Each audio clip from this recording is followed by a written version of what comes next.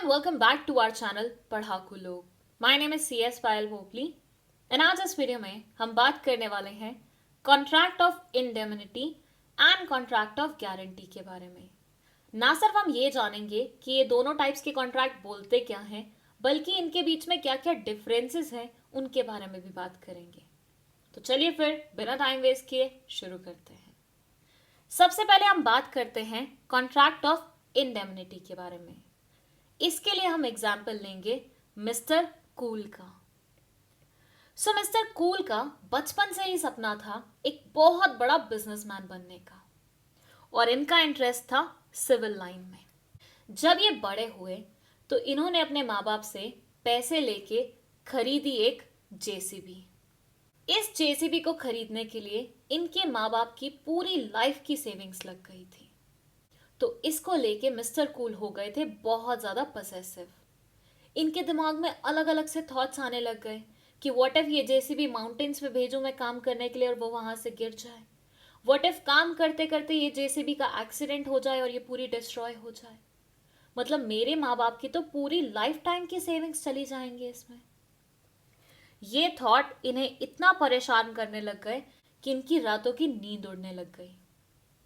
लेकिन थैंकफुली उसी टाइम पे इनकी लाइफ में आए मिस्टर समझदार। मिस्टर समझदार ने मिस्टर कूल से उनकी प्रॉब्लम पूछी तो उन्होंने पूरी प्रॉब्लम उनके सामने गा सुनाई।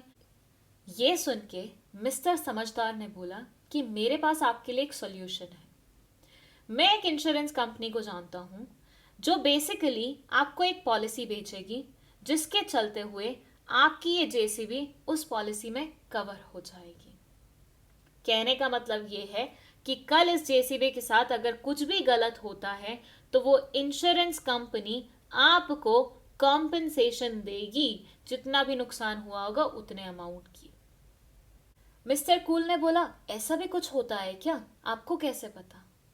तो मिस्टर समझदार ने बोला कि बिल्कुल, आज की डेट में ऐसे कॉन्ट्रैक्ट्स होते हैं जिसके चलते हुए एक पार्टी दूसरी पार्टी का लॉस कवर करती है।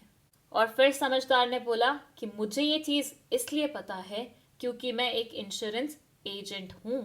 मैं ऐसी पॉलिसीज दिन भर में पता नहीं कितनी बेचता हूं। मिस्टर कूल ने बोला अरे वाह, ये तो बहुत अच्छी बात है, चलिए फिर एक पॉलिसी मुझे भी दे दीजिए। अब इस एग्जाम्पल में समझ में आया आपको क्या हो रहा है ये जेसीबी किसकी? मिस्टर कूल की।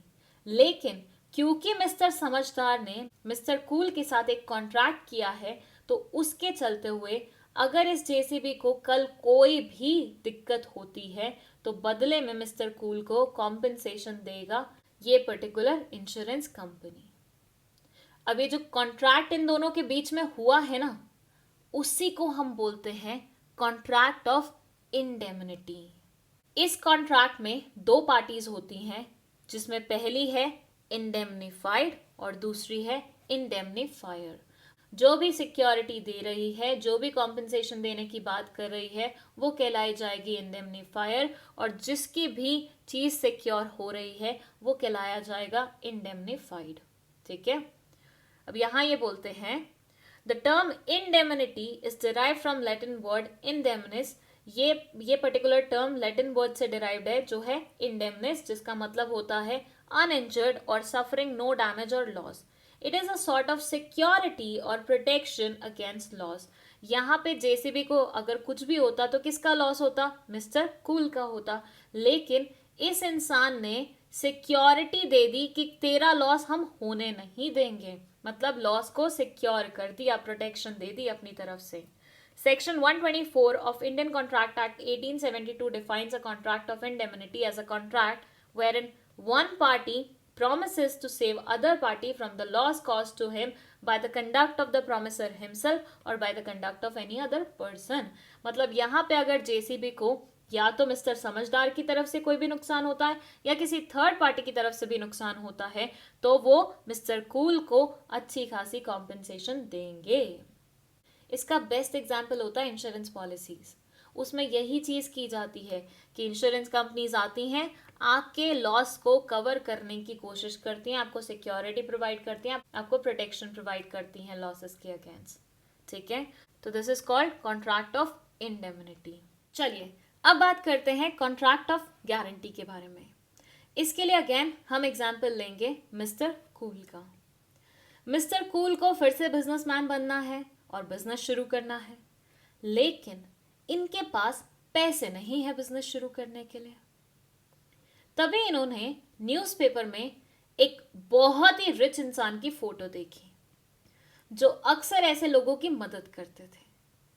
ये भी पहुंच गए उस रिच इंसान के पास कि सर थोड़ी सी मदद मेरी भी कर दो, कोई 10-1 लाख रुपए मुझे भी दे दो, मैं ये पैसे आपसे लोन के रूप में लूंगा और 3 साल बाद आपको अच्छे से वापस कर दूंगा। मिस्टर रिच ने इनसे पूछा कि क्या तुम्हारे पास कोई भी कोलैटरल सिक्योरिटी है क्या जो तुम मेरे पास रख सको, ताकि अगर 3 साल बाद तुम मुझे पे नहीं कर पाते वो बेच के मैं अपना भुगतान कर लूं। मिस्टर कूल ने बोला नहीं सर, कोलैटरल सिक्योरिटी तो मेरे पास नहीं है। बाय द वे, अगर आपको नहीं पता कोलैटरल सिक्योरिटी क्या होती है तो यहाँ आई बटन में एक वीडियो प्लेस करूंगी, जाके देख लेना, ठीक है। चलिए वापस आ जाते हैं। तो मिस्टर कूल ने बोला कोलैटरल सिक्योरिटी तो नहीं है मेरे पास, लेकिन एक बड़ा भाई जरूर है जो मेरी गारंटी लेने के लिए तैयार है कि अगर 3 साल बाद मैं आपको 10 लाख रुपए नहीं लौटा पाया तो मेरे बिहाफ पे वो आपको ये पैसे लौटा देगा। इतना ही बोलने की देर थी, पीछे से बड़ा भाई आके खड़ा भी हो गया और मिस्टर रिच को प्रॉमिस भी कर दिया उसने कि हाँ, अगर मेरा छोटा भाई 3 साल के बाद आपको ये पैसे नहीं लौटा पाया तो मैं लौटा दूंगा इसके बिहाफ पे। मेरी मार्केट में स्टैंडिंग बहुत अच्छी है, मेरी गुडविल बहुत बढ़िया है और मेरा सिबिल स्कोर भी बहुत बेहतरीन है, तो आप मेरी जुबान पे भरोसा कर सकते हैं। इतना सुनने पे मिस्टर रिच ने 10 लाख रुपए उठाए और मिस्टर कूल को दे दिए। क्या मिस्टर कूल बहुत बड़े बिजनेसमैन बन पाए या नहीं बन पाए, that's none of our business. हमारा बिजनेस है ये समझना कि इनके बीच में जो सेटिंग हुई है, इनके बीच में जो सेटअप जमा है, उसे हम बोलते हैं contract of guarantee. Contract of guarantee में एक इंसान दूसरे इंसान की गारंटी लेता है कि अगर वो सामने वाले इंसान की जो भी डेट है, जो भी पेमेंट है, नहीं पे कर पाया तो उसके बिहाफ पे जिसने गारंटी ली है वो पेमेंट कर देगा। यहां होती हैं 3 पार्टीज, जिसमें जिसको पैसे मिलने होते हैं उसे हम बोलते हैं क्रेडिटर, जो पैसे उधारी पे लेता है उसे हम बोलते हैं प्रिंसिपल डेटर, और जो गारंटी देता है उसे हम बोलते हैं surety. So basically 3 parties involve होंगी, जिसमें प्राइमरी ऑब्लिगेशन जिसकी होगी उसको हम प्रिंसिपल डेटर के नाम से जानेंगे, सेकेंडरी ऑब्लिगेशन जिसकी होगी उसको हम श्योरिटी के नाम से जानेंगे, और जिसके राइट्स बनते होंगे उसको हम क्रेडिटर के नाम से जानेंगे, ठीक है। सो यहां ये बोलते हैं guarantee means to give surety और अज्यूम रिस्पॉन्सिबिलिटी। यहाँ पे ये जो श्योरिटी है, जो बड़ा भाई है, वो क्या कर रहा है, वो अपने छोटे भाई की रिस्पॉन्सिबिलिटी अज्यूम कर रहा है। It is an agreement to answer for the debt of another in case he makes default.